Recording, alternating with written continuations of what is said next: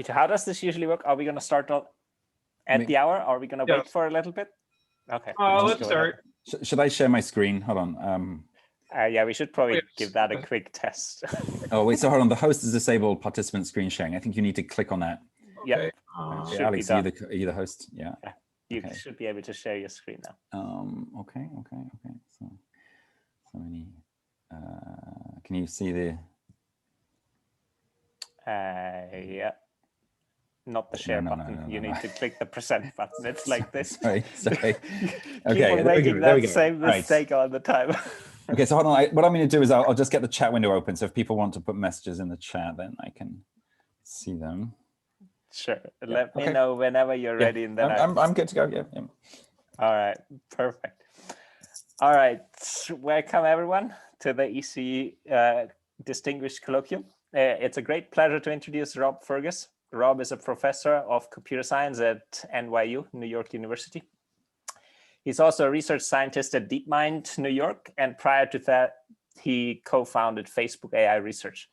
As you can see from this, Rob is a very energetic person, making a lot of things work. And in fact, that's one of the things that I recall when I first met Rob, which is about 10 years ago, I guess, at one of the big computer vision conferences where Rob was giving a tutorial, which I still recall was extremely fun to attend back at that time. And his work, among others, inspired me to look into indoor scene understanding, one of the many topics that Rob has actually also looked into in the past. And indeed, Rob's research is very broad, and one of the topics that excites him is visualizing an understanding of convnets, but also aiming to uncover intriguing properties of neural nets. And for his research, Rob has won quite a few awards from the Best Paper Prize at CVPR, which is the flagship computer vision conference. He has also won a Sloan Fellowship, an NSF Career Award, and the IEEE Longbeard-Higgins Prize, and many more that I'm not going to list here now. And today, Rob is going to talk about another exciting research that he got into very recently, which is uncovering of biological structures when using unsupervised learning on 250 million protein sequences. Thanks a lot again, Rob, for taking the time to give this talk. I'm super excited and can't wait to get to know more, just like everyone else here. Please take it away. Great. Well, thanks, Alex, for the introduction. Yes. So the first disclaimer I need to make is that I am not a biologist. Okay. So so if I may well say things that are sort of wrong from a biological perspective, and so please correct me and forgive me if that happens. Yes. So this was a project. Let me just, here we go. So this was actually a project that was done in collaboration with Facebook AI Research. And there was a sort of, essentially the sort of lead of this team was one of my PhD students at NYU, Alex Reeves. So this is a picture of Alex. So he was actually a biotech entrepreneur before he did a PhD. And as someone who's, actually got a sort of, very, good sort of intuitive understanding of biology. And to get, together, we were able to sort of, persuade folks at FAIR that this was an interesting direction. And, as you'll see, it was a project which also used quite a bit of compute and stuff like that. So it was a sort of interesting kind of collaboration between, academia and industry that took place. And so, yeah, so everything I'm going to talk about is actually online. The models that I'm going to talk about, you can download them. And then there's a sort of, preprint. It's under review at some journal at the moment. And yeah, so if you're interested in reading more about the work, you can see it there. Okay, so just to sort of, before I get into the actual details of what we did, I think, the bigger picture in the field of AI is, I think in the last few years, there's been some very interesting developments in essentially large scale unsupervised learning. And so I think the work that I'm going to talk about does fit into this picture. And so just to talk, about some of these advances. So for example, in computer vision, people have discovered that you can actually, in a self-supervised way, which is effectively sort of unsupervised way, train, do this sort of pre-training where you will train up representations that you can then use for downstream tasks like object recognition. And those representations will actually be very good, almost as good as if you just trained completely supervised from the get-go. And so this is a little graph here, just showing sort of accuracy on the y-axis, and the x-axis is some sort of model capacity. And this in the top left is sort of supervised performance, which is as if you had a large label training set. And this star here shows that you're only within sort of 5 or 6% of that mark without training train the representation on a large set of unlabeled data. Okay, and so this is, been a sort of long-standing goal to try and, do away with the need for large amounts of labels when you're training these large deep networks. And you can see there's been a lot of progress, and this is essentially all these dots are in the last few years. And just 3 or 4 years ago, the things were down here, and now they're within a fairly small margin of supervised pre-training performance.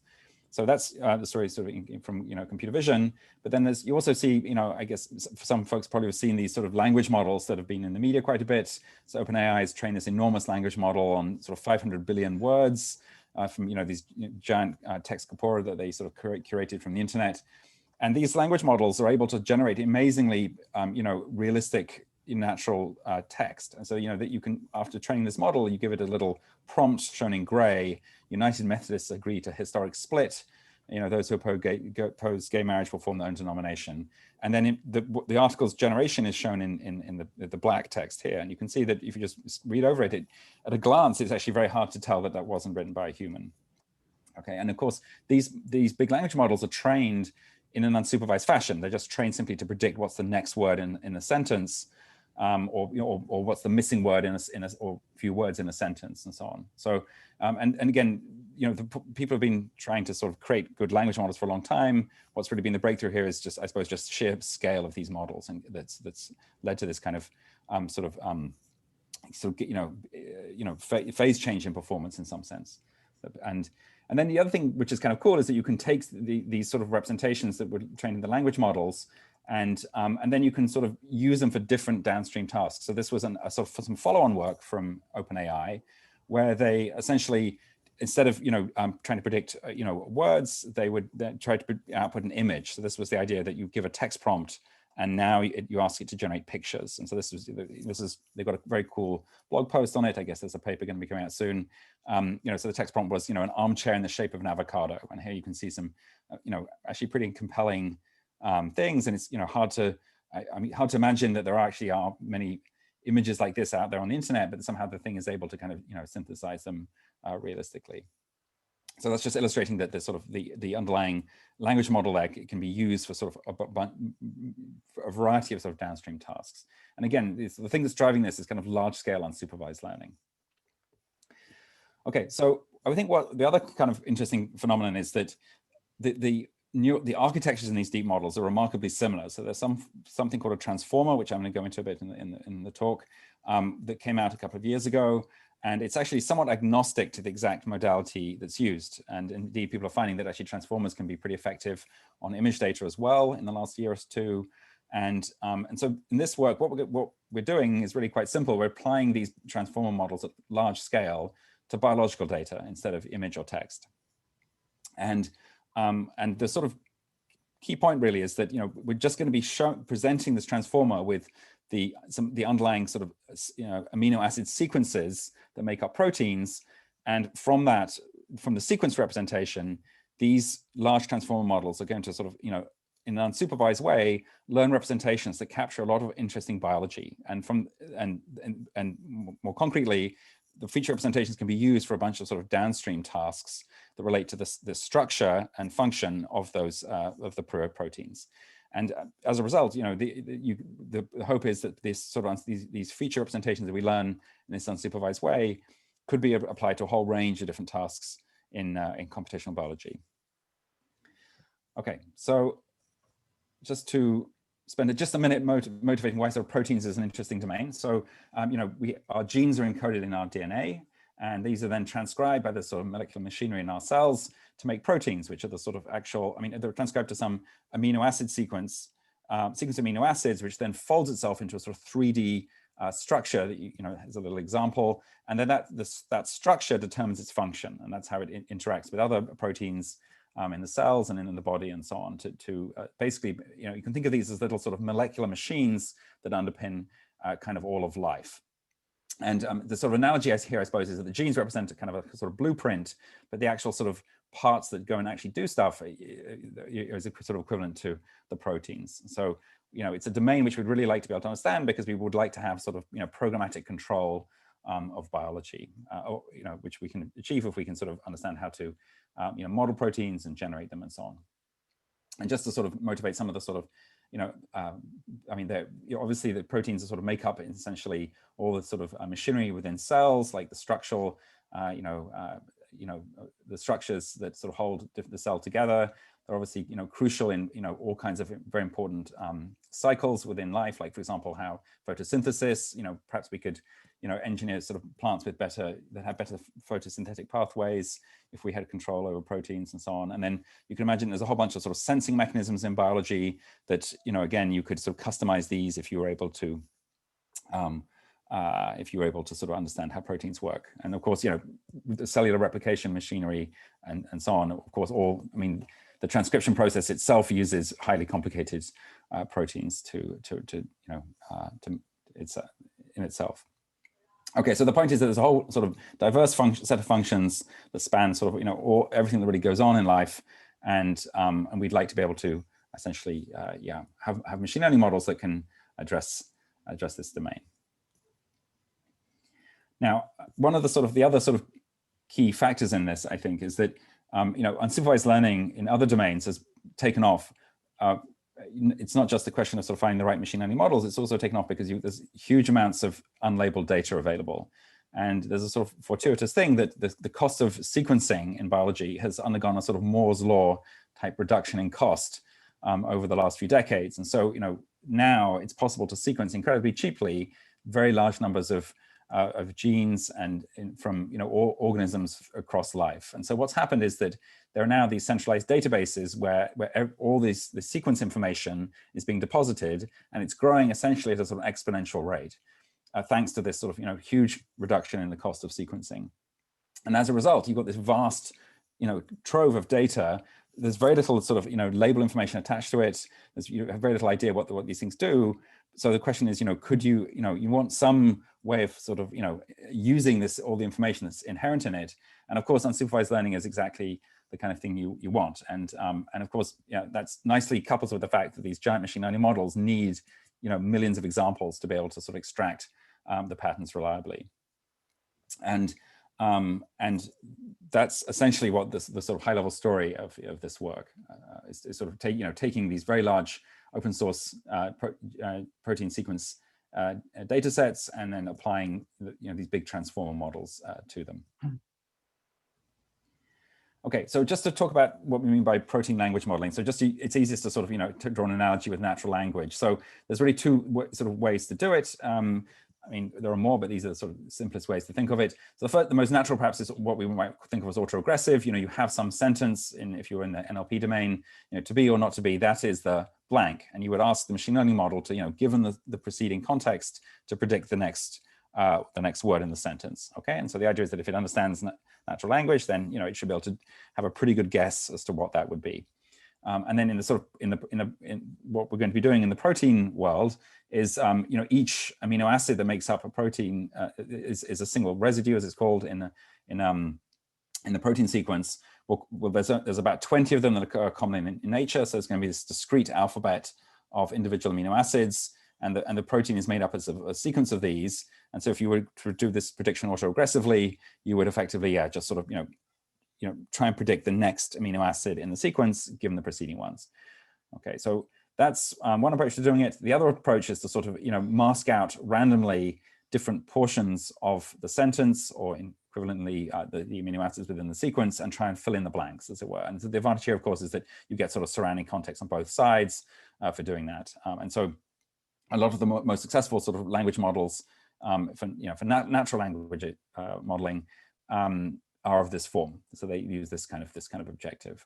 And the idea is you sort of randomly pick where you mask, and you only mask a small fraction so that you have a decent amount of sort of context to work from and things like that. So this is in fact going to be the form that we're going to use, this masked type of language modeling, but we're going to apply it to the protein sequences. Okay, now just before I sort of get into details, I mean, there's a sort of philosophical question here. So why, if we model these sequences well, why is that likely to sort of be useful in terms of predicting the underlying sort of biology that these proteins encode? Okay, so it turns out that there's a sort of well-established, there's a lot of precedent within computational biology that the sort of the patterns in protein sequences encode important biological function and structure. And so one simple example of this is there's something that's called multiple sequence alignment. And so this is where you take a particular protein, you do essentially a sort of sophisticated form of nearest neighbor search, where you'll sort of go into some database, try and find nearest neighbors, you'll try and match portions of the sequence. And so you allow for sort of insertions and deletions and things like that. And as a result, you get a sort of a set of sort of closest neighbors. And the idea is that within that this closest neighbor set here gives you a sort of so-called a profile, gives you some representation of what's going on in this particular protein. And the idea is that there are certain residues, certain particular positions in the sequence which will have the same amino acid, and the idea is that the evolution will sort of preserve the parts of the sequence that are sort of needed for the underlying function, so that these will in practice correspond to sort of active sites in the 3D structure where some sort of binding thing might happen or something like that. And you also have, for example, pairwise interactions where you might have distant parts of the sequence, which, because of the three-dimensional nature of the protein when it folds back on itself, and you might see two positions that sort of interact with each other. And so that structural relationship is reflected in the sequence as a pattern in the sequence by the sort of so-called co-evolved residues, where if R and D go together, and if one of them changes, then the other one has to change too, so that they can still sort of form some sort of interaction between them. Okay, so this is a sort of, and these MSAs are actually sort of widely used in computational biology, and so we're going to be comparing them actually as a sort of form of baseline for our approach.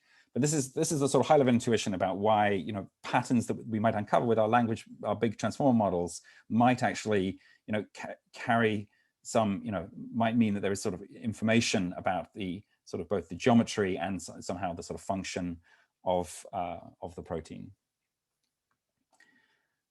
All right, so just to sort of motivate unsupervised learning, I sort of touched on this a little bit beforehand. So in the simplest representation we have of the proteins, of course, is just the sequence information, and that's what we have in these very large databases. There, of course, are sort of other more sophisticated types of information we might have about the protein. For example, so-called secondary structure, which there's different forms of that, like sort of these spiral structures called alpha helices, and there's also these sort of flat things called beta sheets that occur very commonly in proteins found in nature. And then the most sophisticated level is, I guess, what's called tertiary structure, which corresponds really to the sort of full three-dimensional structure of the molecule. And obtaining just the sequence information, as I mentioned, is easy and cheap to do now, thanks to sort of high throughput sequencing machines. So in practice, there are sort of many hundreds of millions or even sort of billions potentially of protein sequences out there that you could use, but obtaining the sort of structural information is a lot harder. You have to actually sort of crystallize the protein using X-ray crystallography, and you can do. I mean, it can be done, but it's just has to be done sort of manually, and it's a little bit sophisticated and time consuming to do. And as a result, there's far less of this sort of more richer sort of more structural information available in databases out there.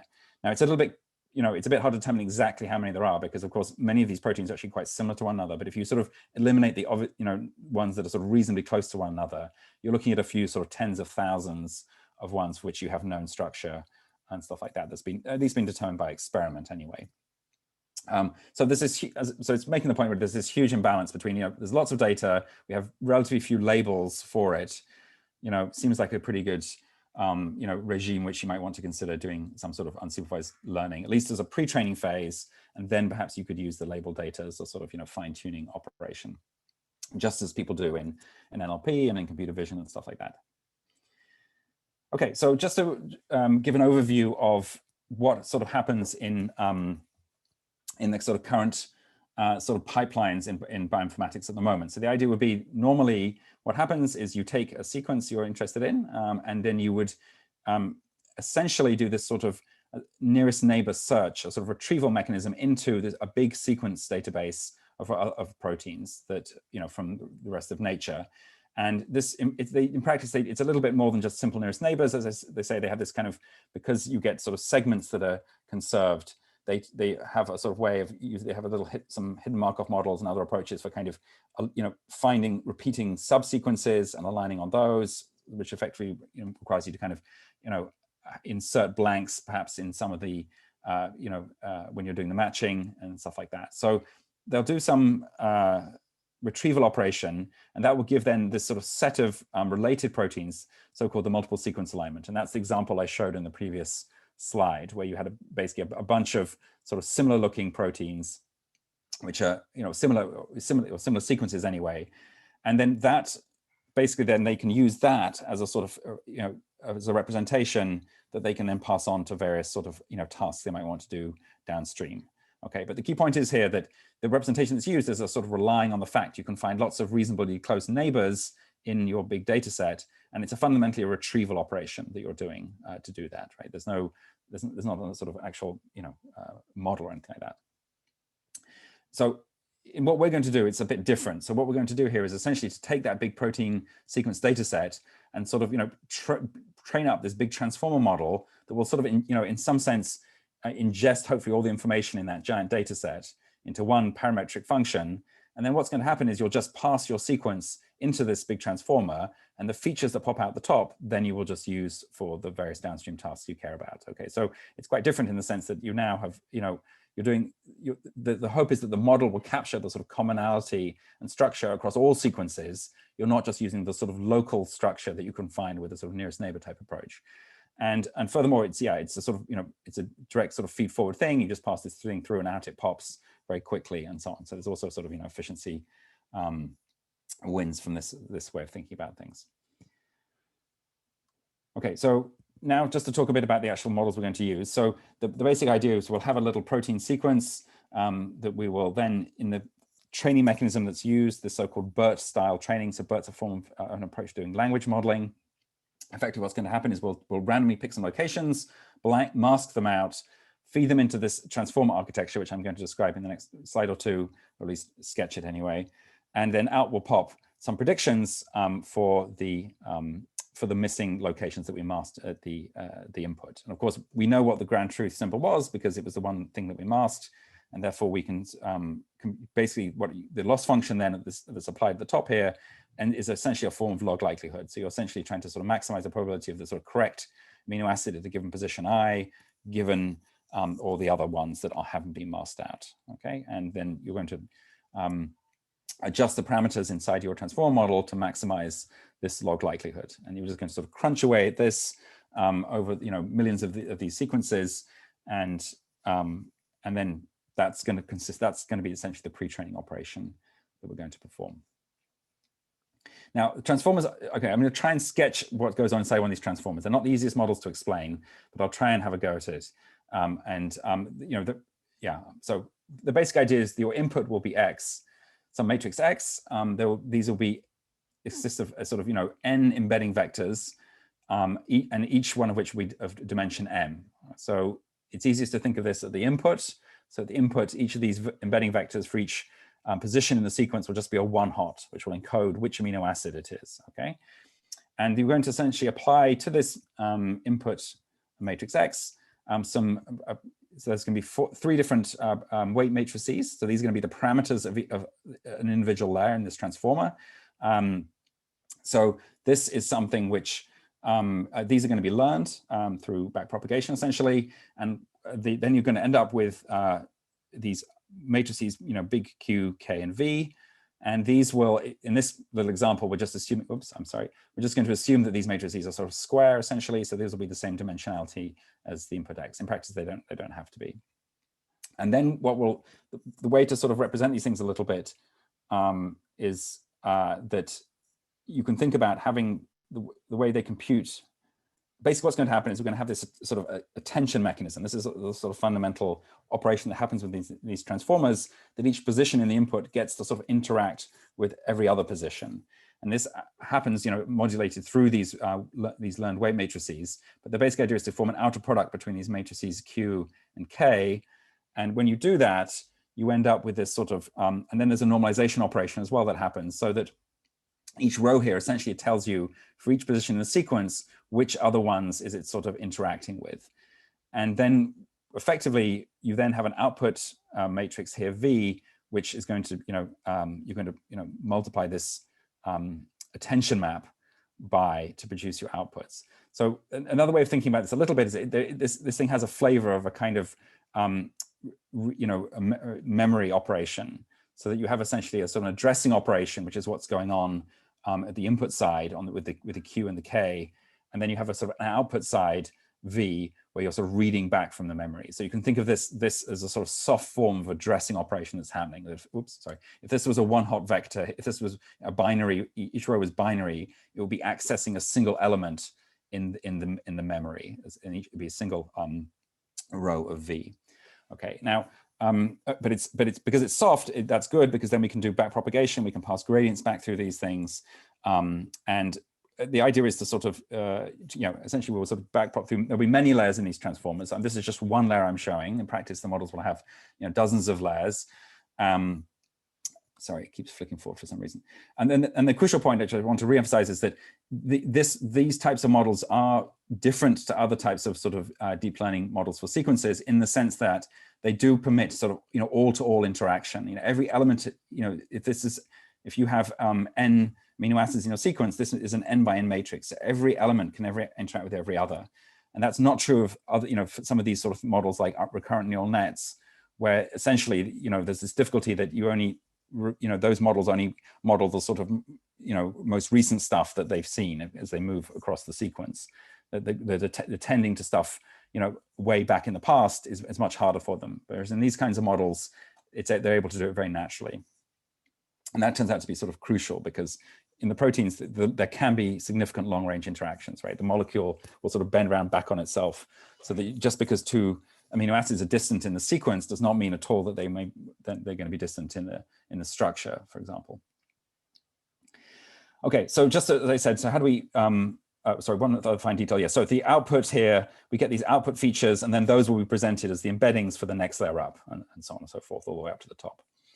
And then, as I mentioned, the input, what's going to happen is essentially, each amino acid has some sort of common structure. There's a sort of this backbone that links the different amino acids together. And then the sort of identity of the amino acids is determined by this sort of side chain, a so-called residue that hangs off the central carbon. It's called the carbon, alpha carbon. And we're going to just simply represent each of these different amino acids by this one hot vector. Okay, and so there's 20 options that are kind of commonly used in nature, or commonly occur in nature, and we're going to therefore have an alphabet of size 20 at the input. Now, so just to talk now about the data set. So the biggest sort of, open source data set available is something called UniPark. Now, we did, for various reasons, do some sort of careful temporal holdout. So we basically sort of took the data set around 2018, and there were around about 250 million sequences at that time. Of course, it's going up exponentially, so there are many more now. But it is quite important, because a lot of these experiments, in the computational biology world, you have to be very careful about sort of contamination between train and test. So you want to make sure that one mechanism for doing this is sort of having, truncating at a certain date. There's also other things you can do, like sort of, ensuring that you have different, you don't have sort of similar sequences in train and test and so on. So there's a lot of this sort of stuff actually happens in the experiments I'm going to describe. So these sequences would come from across the whole sort of tree of life, from little bacteria up to sort of, mammals and stuff. As you might suspect, there is in fact a power law distribution here. So that is that there are many sort of very similar sequences, and there are sort of, a very long tail of kind of rare sequences that, somewhat, distant from other ones. And this sort of, and just to show this actually in a little plot, so this is actually a little clustering done on those 250 million sequences. And on the x-axis, you're showing the number of sort of elements in each cluster. And then in the y-axis is the number of clusters of that size.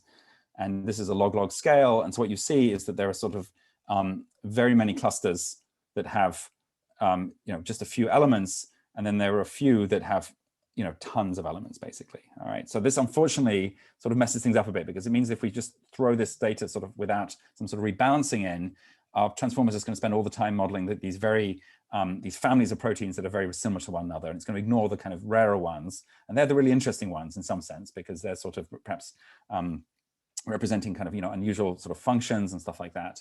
And of course, we want this model to generalize to sort of, the entirety of protein space, not just the, some small corner, which is already well represented in biology. And of course, that the areas that are well represented, things like MSAs, will work quite well, and they break down in parts of the space where you have kind of low density of protein sequences. So we want to make sure that those low density regions are kind of well represented in our training set. And we do that by essentially doing some sort of, there's some clusters that people have defined, over this UniPark data set. And so these are various forms of clustering. There's one that just removes all redundant sequences. Then there are other ones here which essentially apply a sort of more uniform sampling, so sort of flattening out that sort of power law distribution. So down weighting the kind of very popular ones. And then we have some held out test set that consists of a sort of subgroup of these clusters. Okay, so what we're going to do is to train up a bunch of models on these different protein data sets. So in practice, we're going to use those ones where we've, the ones that are the clustered versions of those data sets. This mainly going to use this so-called UniRef 50/S one. This one's actually quite a bit smaller. It's only about 30 million sequences rather than the full 250 million. We do have some experiments that I'm not talking about on the full 250 million. So just to run through this table, so it's rather a lot of numbers. Now what we're showing, the performance metric we can use is Perplexity. So the way to think about that is it's effectively, if you had a uniform distribution, how many options if you had a uniform distribution over the next symbol, how many options would that uniform distribution be over? And so an oracle would be 1. You knew exactly what the next symbol would be. If you're completely random, in practice there are actually 25 possible amino acids because there are some rare ones. So if you were completely random, you would have a perplexity of 25. The most simple baseline would be some sort of n-gram model. So we tried various regularization hyperparameters and n-gram sizes, and the best one there was sort of 4-gram. That gives a perplexity of about 17. So this is telling you that with an n-gram you would be able to sort of narrow it down to about 17 options that were sort of equally likely. Of course, in practice, they're not going to be equally likely, but that's just an intuitive sense of what the perplexity gives you. Now you can take a big LSTM. So this was a large LSTMs. We trained a small LSTM and a big one. This is actually bidirectional, so it goes left to right and right to left. So this is doing sort of autoaggressive language modeling, and that gets you a significant improvement over just n-grams. And then beneath this, we have the transformer models. Okay, so the transformer models, if you use small ones, then they already are doing quite a bit better than the LSTMs, which is good, interesting to see. And then when you sort of ramp things up to the bigger ones with about 700 million parameters roughly, then you can see the perplexities drop down to about 8 or 8.5 or something like that. And these are about 34 layers. And so, these models, I mean, what we found in practice is these models still, they're not overfitting yet. So we can actually still keep throwing. I mean, it'd be interesting to sort of keep increasing the model capacity. This might seem a very big model with 670 million parameters, but actually, it's actually fairly small now compared to some of these giant NLP language models that people have been coming out with in the last year or two, which have billions. I think actually Google Brain announced one where they had 1 trillion parameters in their model, which is kind of crazy. And then this at the bottom, we just have a little ablation. Oh, sorry, this is just making the point that the form of clustering you use does actually impact the perplexity. This is perplexity on a held out test set. So it does actually, you do have to be very careful about the way you process the data to get a good model that will generalize well. Oops, sorry. And then, just at the bottom, if it is sensitive to the amount of data. So if you do decrease the data, it will, the model will do less well, essentially. So this is essentially the pre-training operation that we performed. All right, and so just to recap at a sort of conceptual level, what's happening is you've taken this amino acid sequence, you pass it through this transformer that you've trained to maximize the sort of log prob of these masked out amino acids at certain locations, and then you train that until it's converged, and as a result, you now have this nice model that will map an amino acid sequence to a sequence of embedding vectors. Right, so each one of these vectors will be in a set of floating point numbers in a high dimensional space. So the output dimensionality is up to you to decide. In our model, it was just over 1,000 dimensions, and this is the representation effectively now of our sequence. And if we wanted to have a single representation for the entire protein, what we do is just sum over these vectors to get a single, in this case, 1,280 dimensional a vector that would be used for the downstream experiments. Okay, so the idea is that this feature representation now we're going to be sort of plugging things on top of that. That is, we're going to be plugging different types of model to try and predict various things of biological interest. Okay, but before I do that, I just wanted to just do some little visualizations. So in this case here, what we have is this is just doing t-SNE on those embeddings and sort of averaging across different amino acids. And what you see is that the thing sort of has some reasonable grouping of somewhat similar amino acids, right? So these sort of hydrophobic ones go together, the polar ones and stuff, in a different part of space, and so on and so forth. And then so basic sort of biochemical properties are being captured by these embeddings. I'm just going to skip over this one because this is just a little visualization of, do genes that are in common between different organisms cluster within the space? And the answer is sort of yes. If you look at this left-hand column, this is just showing some baseline models to show that they don't do that effectively. And one way we can quantify this sort of clustering ability of the things is there's a task called remote homology. So the idea is that there are proteins that have actually quite similar structures that have, and so they've been clustered through various mechanisms using sort of expert biological knowledge, but the sequences are quite different. So that is that they sort of diverged through evolution a long time ago, and their sequences are really quite different. So you can't find them by the sort of sequence alignment methods that I was describing earlier, but yet they do have similar structural, do have similar structures and similar functions and things like that. And so the question is, if I give you one protein in one of the clusters that are clustered according to this structure, can you find other ones in that same cluster? And of course, the point is, and we're just doing this it's difficult to do because the sequences within this cluster will be quite different to one another. And this is, there's some data set for doing this. The clusters at different levels of granularity, so-called fold, superfamily and family levels. As I say, the basic idea is like this is a sort of retrieval task where you're given one protein and you want to find ones that lie in the same, in this case would be the same fold, or if you're down here, you'd be trying to find for ones in the same superfamily and not get confused with ones from other superfamilies and so on. So in this case, we're just taking so the way this experiment is going to work is we're just taking those embedding vectors that we learned. We're not actually going to do any sort of fancy model on top. It's just going to be simple nearest neighbors basically, and a simple nearest neighbor operation on top. So the state-of-the-art method for doing this is something called HH-Blitz, which uses hidden Markov models. There are two sort of resolutions of clustering, the fold and superfamily level, which I sort of briefly showed on the previous slide. And then they have two metrics here. It's sort of area under the curve if you're doing an RSE curve, and then hit 10 is like, is in the top 10 retrieved examples is one from the same, in this case, say fold in that set of 10, and that's the sort of the probability of that happening. So this is quite a model with lots of engineering. There's been a lot of sort of expert biological sort of properties that have gone into designing this, and you can see that the big transform models that we train do sort of comparably well. They're about similar, roughly similar performance, even though they're completely unsupervised. And this one does have, of course, the advantage that you just pass it through the transformer, do an approximate nearest neighbor computation, whereas this thing requires you to kind of do a slightly rather painful HMM sort of model. So this thing's a few milliseconds, and this thing's several seconds at least to run, and so on. So this thing's faster and sort of gets comparable performance. So moving on to sort of perhaps more interesting things. So the question is, can you predict structure from these embeddings that we learned in pre-training? So as I mentioned before, there's this sort of what's called secondary structure, which consists of these alpha helices and beta sheets.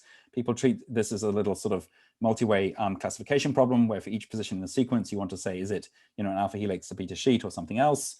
They also have a sort of more fine-grained kind of 8-class sort of taxonomy as well. And then there's also the tertiary structure, the full 3-dimensional structure. As a proxy for that, people use something called a contact map, which is essentially telling you pairs where, pairs you take. So if you have n elements in a sequence, you have an n by n matrix, and an element is sort of in contact, as it were, if in 3D space, these things are sort of within a certain distance of one another. Okay, so this gives you this is a symmetric matrix, of course, gives you some sort of representation for the actual sort of 3-dimensional structure of the protein. And so what we're going to try and do is, the first thing we can try and do is to take those pre-trained embeddings, just put on a little linear projection layer and see how well we can do at predicting secondary structure and these contact maps for different levels of these, for these different clusters. And so one of the key points here is that this is evaluation on sort of held out portions, held out clusters. So these are quite distinct families or superfamilies or folds within protein space, right? So we're very sure that we're not sort of just contaminating train and test by using these clusterings that were sort of, done by, computational biologists beforehand. And so the MSA-based approaches are at the top here. That's the sort of existing kind of baseline. This one at the bottom, it should be mentioned that this thing is actually not a trivial, this is not just an MSA, there's quite a sophisticated machine learning model that's put on top of it that then produces these predictions. So for the secondary structure prediction, this is a sort of classification accuracy. For the contact map prediction, they use a kind of precision metric that's used.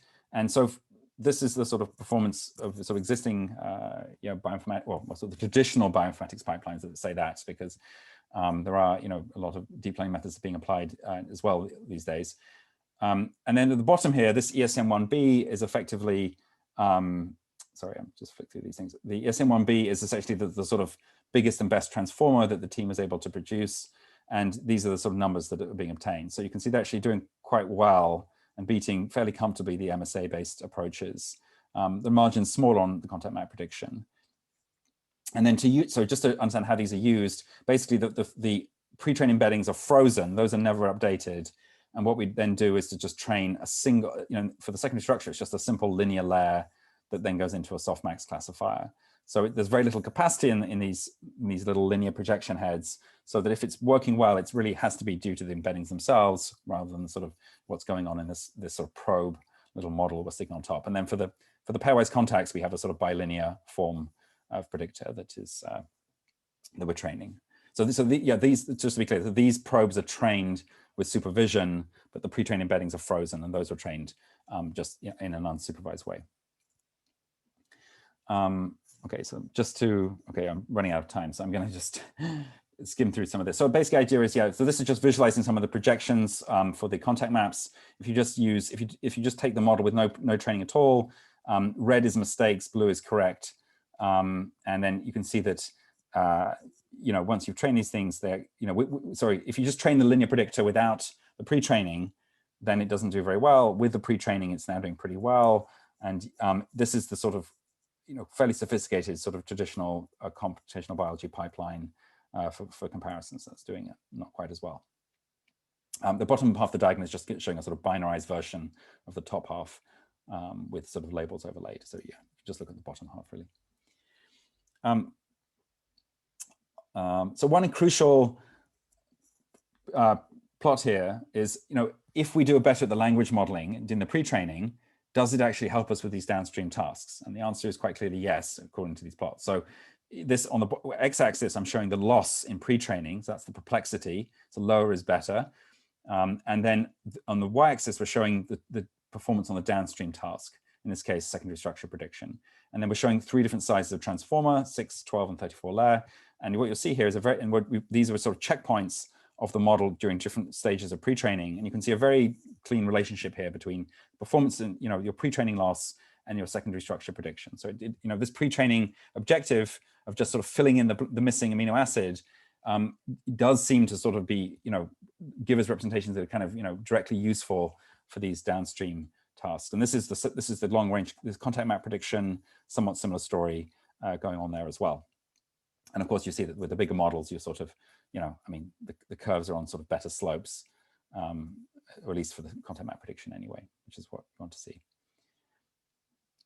And then sort of another thing you can do here is you can, instead of just plugging the pre-trained features into just a simple linear model, you can try doing this into sort of much more sophisticated deep learning kind of supervised models that are going to be stuck on top. And this is what these numbers are. I apologize for the sort of barrage of numbers. But basically, if you look on the right-hand side here, these are state-of-the-art performance on secondary structure prediction using some of these are using sort of deep learning methods as well as sort of computational biology. And this is the performance on a certain data set. The CASP numbers are sort of using temporal holdout. And our implementation of the sort of deep learning head using their features. So we got hold of their features and we re-implemented their kind of architecture they put on top of the features. We get very similar numbers. And what we're going to do is if we just, replace their features with our pre-trained features, we get pretty similar numbers. And then what we can do, of course, which is the natural thing, is to then try and combine them. So if we take our features and combine them with their sort of handcrafted biological, features that biologists have concocted, and then put it into the same sort of head on top, deep learning head on top, then we can, get some reasonable improvement there on the state of the art. So it's sort of telling you that the pre-trained features are capturing information that isn't present in the sort of handcrafted features that biologists have come up with. And then the same story is actually very true of the contract map prediction as well. So these numbers are a lot lower. And I'll talk about AlphaFold in a moment, because I'm sure people want to know how it relates to the AlphaFold from DeepMind. So the AlphaFold numbers will be way higher for these tasks, but I will get to the difference in a second. So yeah, so this is just showing that we can get a gain over sort of other types of contact map prediction methods for this particular task.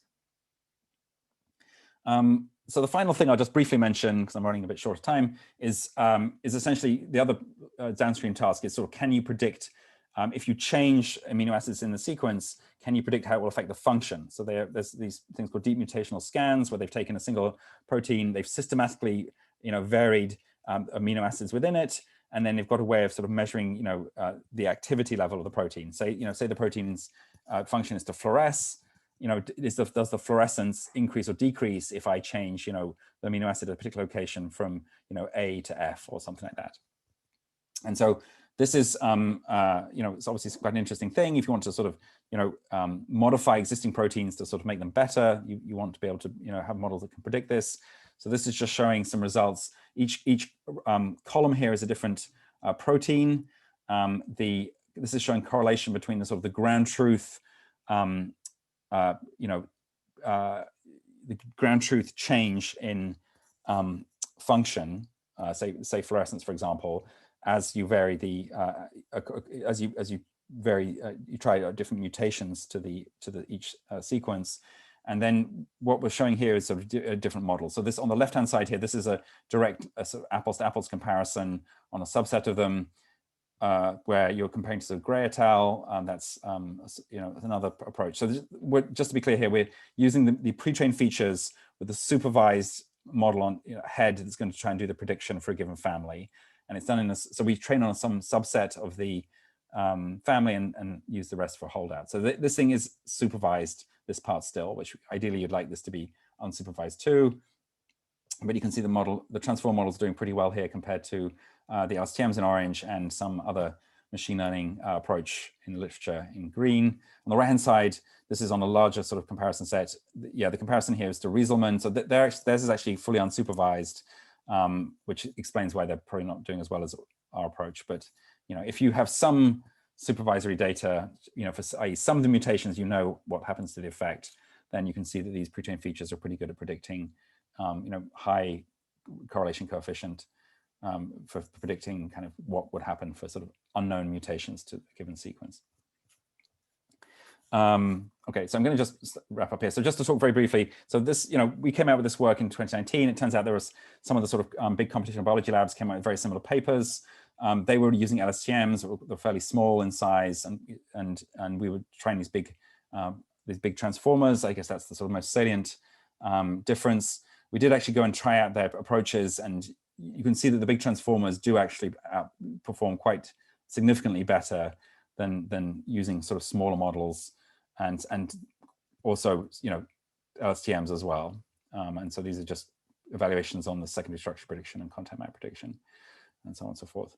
So, so one thing I should also mention, so not in these tables, is AlphaFold. So AlphaFold is actually, I think, quite complementary to this work in the sense that AlphaFold is supervised, whereas this work's what we're doing here is unsupervised. And of course, the amount of sort of supervised data isn't growing that fast, but the amount of unsupervised data is kind of growing exponentially. And another sort of point of difference would be the fact that AlphaFold does need this sort of multiple sequence alignment stage where you get this kind of evolutionary information. You need this sort of set of neighboring sequences as input, whereas our thing, it's just a single protein sequence you need as the input. You don't need to do the compute this MSA. And computing MSA might not be too much for trouble normally, but if you're in sort of unusual parts of protein space with low density, then you may not be able to build a satisfactory MSA in the first place. So I think these sort of unsupervised methods hold promise for those. So anyway, I think logically you'd want to sort of probably combine the two, because they're doing quite different things, maybe you can do even better if you combine them. So I do have more slides, but I'll just conclude here, I guess, so we have some time for questions. So what I've been talking about is really, building these big transformer models that take in raw protein sequences and extract features which actually seem to carry quite a lot of biological information in them. And there's, for some of these downstream tasks, there are sort of, pretty good results, in fact, that you can obtain with this. And this is, a very different approach to what people have been trying in the past. And as I say, it's this sort of nice property that you just only need a single sequence. You just do a single forward pass in your, in your pre-trained model to get these features, and then you can stick them into whatever application you want, which is very convenient. And so, as I say, code and model and paper and everything like that are sort of available if people want to try them out and so on. Okay, so I'll stop there, and I'm very happy to take questions. Thanks a lot, Rob. That was a very exciting talk about some recent developments. I'm sure we have plenty of questions here. Maybe we can try people raise their hands and put them in chat. Or people put the questions in the chat. That would also work. And while people do that, maybe I'll start with one. In one of the results, you showed that biology features are still improving over the transformer-based models. So I was wondering whether you guys looked into what is still missing in those features that you're learning that could possibly be included in those transformers. Yeah, I mean, the other thing to say is actually quite a lot of these features. I mean, NetSurf is actually a pretty recent method, 2019, which is actually using a lot of machine learning too. So there's actually quite a bit of sophistication in these things. It's not just some biologist randomly dreaming up things. It's a good question actually, that, and we have, I mean, Alex we did discuss sort of trying to sort of understand that a bit more. It's yeah, I mean, you could imagine some analysis, exactly, sort of which which parts of where the redundancy is exactly, which feature dimensions are sort of being completely covered essentially by the transformer features, and then looking at the ones that can't be modeled well. Yeah, it's a good question actually. I mean, we should try and do that analysis actually. Yeah, so I'm sorry, I don't really know, but it's a good experiment that we should do. There's a couple of questions in the chat. Yeah, sure. Okay, so I guess I'll run from the top. Okay, can language models for DNA sequencing? Yeah, I guess so. I don't really see too much. I mean, in some sense, it's redundant, right? Because I mean, there is this, the little groups of base pairs do essentially encode exactly the amino acid. I mean, there is this codon optimization bit, so that there are multiple sequences of base pairs that map to a particular amino acid. But yes, in principle, I don't see why not. I mean, yeah, I mean, although so I'm not maybe there is some good biological reason why you would want to do that instead of modeling the proteins, but yeah, I'm not totally sure. What kind of timescale is it for the pre-trained knowledge stage? Yeah, so these models are pretty big, and I think a lot of it was actually sort of also finding the right hyperparameters, because there is a bit of a sort of with tuning of these models. I mean, the difference in this, for example, in this slide between ESM1B and these other transform models was more or less just playing around with hyperparameters, I think. So I think, I can't remember exactly, I think they're training on, a multi-GPU machine for like, multiple days at least, less than a week probably, but I mean, it's that ballpark. It's not hours and it's not months. Okay, so train time for 34-layer transform. Okay, that's what I basically was saying. Have you tried applying these ideas to COVID-19 mutations otherwise? Yeah, so actually, I mean, I sort of, I left actually Facebook. I disengaged from this project about the time the lockdown happened. So, I know that Alex had been thinking about trying to do something there. I think it turns out that it's hard to directly use these features for that. In some sense, what you want is a sort of model that's a real specialist of the spike protein that appears on, for COVID-19 and stuff like that. But there have been a bunch of folks in the computational biology world who have been looking at these kinds of things. How can NCM be used for protein generation? Yeah, so that's something which, actually that's an interesting point. So, people have been looking in the language modeling world about how you can take these big BERT models and use them to generate natural language. And so that's actually an interesting sort of topic in its own right. And I think the techniques that, let you do that in for natural text, you should be able to, apply here. Of course, you might say you want to condition, or quite often you want to do conditional generation instead of just free-form generation of, because one of these models in theory would just generate arbitrary proteins all over the sort of universe of possible protein sequences, whereas you might want to generate, condition on some, properties or some function or something like that. Actually, so I think Richard Socha and his team at Salesforce, they had a paper that looked into this. Actually, like they had a paper recently that was doing conditional protein generation and stuff like that. So that's it's what's it called? Is it, I think ProcGen, something like that. So if you look at, there's a paper on that if you're curious. So just as a side question, does the running time during tests matter in these prediction tasks?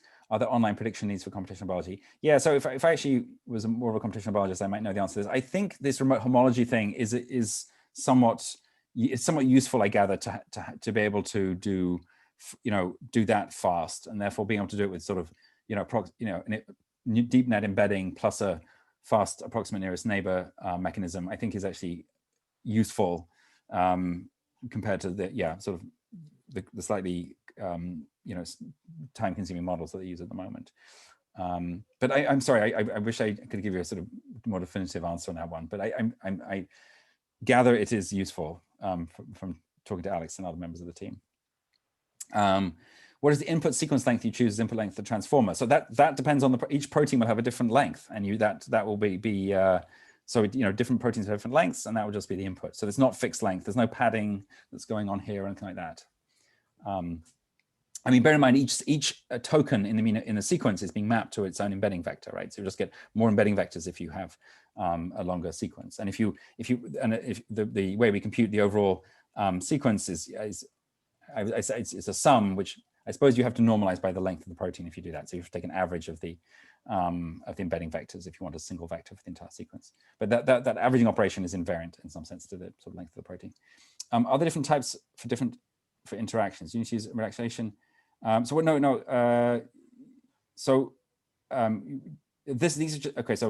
are just modeling single isolated proteins. So they're not modeling sort of proteins in complexes or the ones that are bound or anything like that. The answer is it's just one single model that's doing everything here. We don't have any sort of specialization or anything like that. Do you have anything to specialize the long tail aspect data? Yes, so that's the clustering. So this pre-training, the fact that we're sort of varying the pre-training data set, this ref 50, that is a sort of balanced sampling of the data that will emphasize the tail and de-emphasize the kind of very common ones. So yes, there is a clear mechanism for that. Do you use positional encoding for the transformer model? Yeah, so that's a great question. I think we do, but I can't. Certainly we've tried it. We certainly tried it, and it might be in the details of in the appendix in the paper. So now I'm struggling to. If we did try it, I don't believe it's crucial. I don't believe it's crucial for the thing. Although I apologize for not precisely remembering how well it works. Is there a difference in the choice of position encoding between language model and protein model? Yeah, it's a great. Yeah, sorry, I don't recall the details precisely enough. Is the learned representation of proteins available in the internet? Yes, it is. Yes, you can download this ESM1B model is available for download. So it's just you don't have to have your own giant GPU cluster and compile the data set and train the whole thing again. You can just download the pre-trained model. Okay, what is the maximum protein length used for training? Yeah, so that's a great question. So I think there might have been some. There are some proteins that are particularly long. I think that I believe I'm just trying to remember. I remember looking at histograms of the input length, of the input protein sequence length. I think, you know, most of them were between like 100 and like 500 or 600 sequence tokens in length. There might have been some ones that were particularly long. I'm not sure whether those might have been removed just to sort of, you know, make life easier and sort of clean up the data a bit. But if they were removed, they weren't a significant number. I'm pretty sure of that. How do you tokenize the sequences? So what happens, right, is each amino acid is in the first transformer layer. It's basically just represented as a one hot vector. So there'll be, you know, a 20-dimensional vector of which one element will be 1, and that position, the position of that 1 will correspond to the amino acid, and then the output of the first transformer layer will then be a sort of, you know, embedding, if you like, kind of that. I mean, it's a little more complicated because there is pairwise interactions of that layer, but then it will be a sort of, you know, a simple embedding of that's been learned. So actually, sorry, let me restate. Actually, I give a slightly complete answer. If you think, the question was, sure. Do you tokenize, not how do you tokenize? Oh, tokenize. Yes, yeah. Well, it sort of happens in the transformer. Sorry, let me just quickly. It's this. If you think about this first matrix Q, if X is a one hot, then each row of Q is going to be a sort of, you know, I mean, this WQ matrix is going to hold a sort of embedding vector for each different amino acid type. That's the way to think about it. Yeah. So in the first layer, and of course, subsequently, it's going to be more complicated because you're ingesting, you know, these high-dimensional embeddings, not just the one-hot vectors. So, yeah. But anyway, I mean, yeah. So I think it's funky that these domains, which you need, these models have almost no sort of knowledge of the domain in some sense, right? I mean, and they're able to produce quite interesting features. Yeah. So yes, right, exactly. It's, instead of language models are typically at the word level. Sorry, I should have made that clearer. This is really at the sort of character level. This is all happening, right? So that, you know, individual characters are what you're trying to predict in training. I have a question. Sure. Yeah. So if you want to score the folding model, do you need ground truth information? Yeah. So that's right. So there's that's right. There is ground truth information for these structural tasks. Follow up, if you have a shortage of ground truth information, is there any generative models that you could use to produce huge amounts of labeled data that's artificially generated to train your model? Or is that's hard to justify? I think the problem is that the generation is an equally difficult problem to the structure prediction one. So I mean, there are papers like the one from Salesforce that I mentioned that people are trying to do that right now. I think one of the big problems of the generation part is that you won't convince any biologist that you've generated anything useful unless you actually go and make it in the lab. And of course, you know, I mean, making these things, I mean, you can do it, but it's just, you know, it takes a couple of weeks, and you know, you can only make a few hundred of them and that sort of thing, right? So it's you know, it's not, you can't just launch a bunch of jobs on some giant cluster and go away and have a cup of tea and things. So, so there's a question here: is there a way to go back from the representation space to the sequence space? Yes, probably. I mean, well, in some sense, that's what the generation task would be trying to do. I think you can imagine, you know, having some sort of autoencoder type architecture where you would, you know, have noise perhaps in the latent space. If you think about it, sort of a variational autoencoder type thing, that would then, you know, generate kind of plausible deviations from a given input or something like that. Yeah. So that architecture I just described would actually satisfy the example I think you're asking about. And does the model generalize well to proteins with lengths longer than the maximum length? That's a good question. So I think, I mean, to some extent, the work sidesteps that because we're using the full sort of distribution of lengths, you know, possibly with extraordinarily long ones clipped, but those are very rare. So it's not like we held out based on length particularly. So I don't know. I don't know. I mean, I think. I mean, the problem is that the function of these things does vary a bit by length, right? I mean, there are short sort of sequences, often called peptides, I think, which you know tend to be simpler, and of course, the more fancier the molecular machine, the sort of longer and the sequence is going to have to be, because it's just this giant, complicated 3D molecule.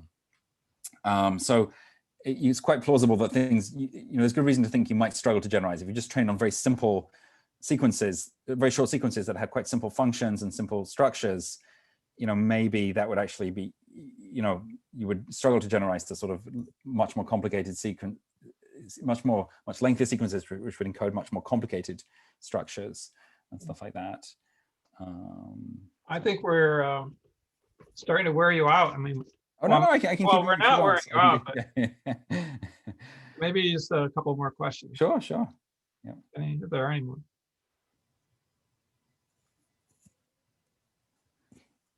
Well, maybe Alex, you could wrap up.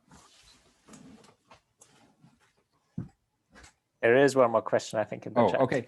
You mentioned there might be interaction between far away amino acids. Does that mean your window size is quite big for the language model? Well, no, that's the key point of the transformer, right? Is that the window size is the entire length of the sequence, right? So if you just, this is what I was trying to illustrate with this, so that if you have an n length sequence, your attention window is n, thanks to this thing.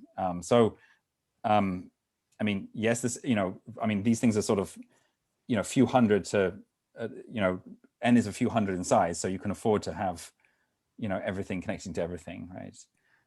And that it avoids, if you try to do this in a recurrent neural net or something, it's difficult because you've got to backprop through, you have to backprop through 500 time steps, as it were, 500 steps backwards across the sequence.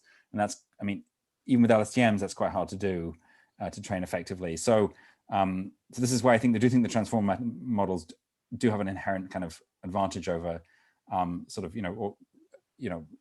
LSTM and RNN family ones. Yeah.